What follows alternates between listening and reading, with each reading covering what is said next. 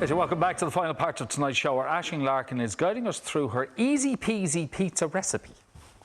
Yes, but she's very strict about her pizza recipe. Oh, she is. I'm going to say that. You know, I come, like, I've been here, what, 4 or 5 years at this stage. Yeah. And every recipe is, you know, follow the instructions, but, you know, put your own twist. Don't. Tonight you follow it step by step. Very specific. Because Aisling knows where we all live, and she will come round to your house. I'm going to put you down if you mess this up.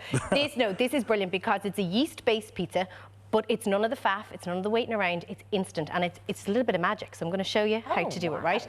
So we start with making our yeast. Okay, so what we've got to do is we've got to activate our yeast. So that's the raising agent. In here, I have 300 ml of lukewarm water, hand washing temperature water. You're talking about 42, 45 degrees, okay? So that it's warm, not hot. If it's too hot, you will kill your yeast, and this won't rise up, and I'm going to show you what it's going to look like. We need to feed our yeast, so you got to put a little bit of sugar in. So there's a teaspoon of sugar going in there, brown or white, it doesn't matter. 1 sachet, which is 7 grams of instant yeast, that goes in. Then give it a little stir around. You leave that sit for 15 minutes. This is the only real part you have to wait for, okay? Okay. Stir that around, let it sit, and then this is what it turns out like. Now, I actually tried to make one that failed, but they did all work out. I made 4 of them.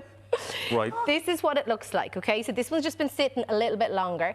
And this one, so you can see this foam on top. So you see the difference between the water and the foam? Yeah. That's it when it's ready. That's what it looks like. That's how you know it's ready. That's 15 minutes. It's the foam that you need. Or in the fridge? Oh, room temperature. Room temperature, okay, sorry. Okay. All right. Okay. Yep. So then this goes in, so that's about 300 ml of liquid going into about 350 grams of flour. Traditionally, pizza dough would be made with strong flour. This is not strong flour. This is plain flour or self-raising flour. Either work. You don't need anything else. You combine it until it forms a dough like this, okay? So it's just a little bit warm. And then I'm going to add just a tiny bit more flour in there. Is self-raising going to make it like raw? This sounds, as I'm asking it, it sounds so stupid. No, it doesn't. But is it going to be like a really thick, like a Chicago base if it's self-raising flour? So this recipe is going to make you 2 pizzas, and it's not thin. If you want thin, it'll make you 3. Okay, but I'm kind of going medium, but definitely not. It is not Chicago deep pan. No, definitely not. Crust. Okay. You leave that sit like that, and then we come to this, and this is what it looks like. Your beautiful dough. You say you leave it sitting like that for how long? About 5 minutes. Okay, yeah. All right, okay. That's it. And then turn it out, a little bit of flour on your rolling pin. And this is the beauty. You don't have to get it into a perfect circle because it's really malleable and pliable. Yeah. So when you actually put it on your tin, it stretches. So all you're trying to do is just stretch it a little bit, okay? So this is a staple. So you haven't added any salt to that or anything, have you? A little bit of salt, actually I had in the bowl already, with the flour. Okay. Yeah, just to give it a little bit of salt. And what I do is sometimes we put a little bit of salt on the crust or a little bit of semolina. So I'm going to show you that. Oh, lovely. Pizza tray. Holes in it, so the air holes, okay? So what we're going to do is spray that. If you don't spray it, so either spray it with a little bit of olive oil or just brush it with a little bit of olive oil. This will stick if you don't, okay? Right. So the other thing, you can dust it with a little bit of semolina. And this is very Italian, very traditional. It's probably the only part to all of this that's Italian and traditional. So from here, it becomes a Waterford pizza. Absolutely. And then look, the toppings are just amazing. But before we get to that, we're going to do our sauce. Traditionally, you may have learned that you had to dice an onion and a garlic and sweat them off in a tin of tomato. It's Friday. It's Friday. This is Friday night pizza normally on a Tuesday. I am aware of that. Don't confuse everyone. It is a Tuesday. It is but Tuesday. This is your Friday night dinner. So this is passata, which is essentially a jar of tinned tomatoes that have been sieved. This is, you don't want the lumps from a tin of tomatoes, okay? So what you do want is passata. To that, onion powder and garlic powder. Half a teaspoon of each going on there. Oregano only, dried or fresh. Don't try and put in chives or basil or mixed herbs. They don't work. This part is very strict. Little pinch of brown sugar. Why? You need to sweeten up the tomatoes. Exactly. Then, how do we build? I always go with the grated mozzarella first. So I love to use both the ball of the soft mozzarella, but I also like the grated mozzarella. So what we do is we put this one on the end, and then we are going to do our toppings. So I have 2 recipes up on our Facebook page, on our Instagram page, and I've gone a little bit kind of different with them. So I suppose in January, it's very much people are always thinking, oh, I'm going to cut back and I'm going to not eat pizza.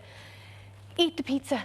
Eat the pizza. Just have it with a side salad. Have a good pizza, something delicious and really nice toppings. So for this one, I have some sautéed mushrooms. I also believe mushrooms need to be cooked if they're going on a pizza. Oh, so these are some beautiful mushrooms. And then onto that, I'm going to add my buffalo mozzarella. So this is the beautiful West Cork soft buffalo mozzarella. So the 2 mozzarellas. Always put this one on top. And then onto that, I have some vintage Gruyere cheese as well. So it gives it that depth of flavour. Now you can do ham and pineapple. I'm also going to put a little bit of ham on top of this one. No, you don't put pineapple on pizza. Sorry, Martin, would you believe pineapple doesn't deserve to be on pizza. I love pineapple on a pizza. Yeah, I really do. Yeah, I really do. I know it almost feels like it's criminal to say it out loud, but I absolutely adore it. Next and final step. Spray the edges with a little bit of olive oil, or brush it just with a tiny little bit of olive oil, and this semolina. Sprinkle it around the edges, and this is what gets that, you know when you get them in Italy or somewhere really lovely, you've got that kind of almost, it's like flour that's on the top, but it's not flour, so it's the semolina. You can do a tiny little crack of sea salt all around the top, and I bake them. Start them off about 200 degrees.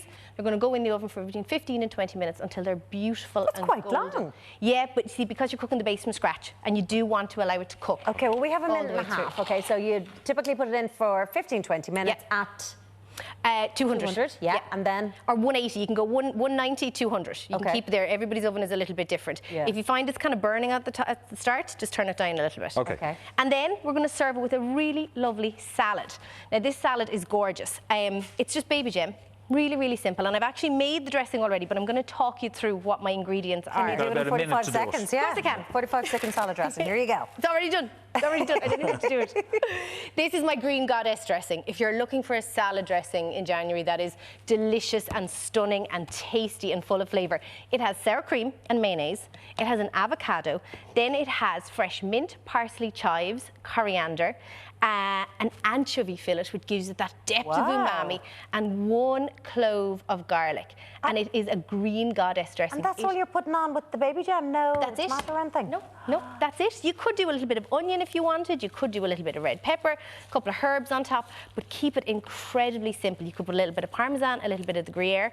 And then the other pizza topping that I just want to tell you about, which is the recipe we have online, is cashew blue cheese, andouille, which is this beautiful spicy sausage. It's really, really lovely, and some roast red peppers. And guys, let me show you how good it looks when it comes out of the oven. Show me the pizza for. So these are our 2 pizzas.